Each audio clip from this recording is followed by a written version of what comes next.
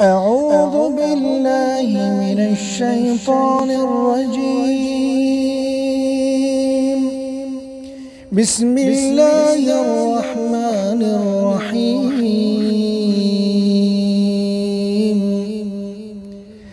إذا زلزلت الأرض زلزالها وأخرجت الأرض أثقالها وقال الإنسان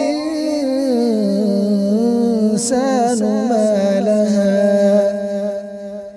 يومئذ تحدث أخبارها بأن ربك أوحى لها يومئذ يصدر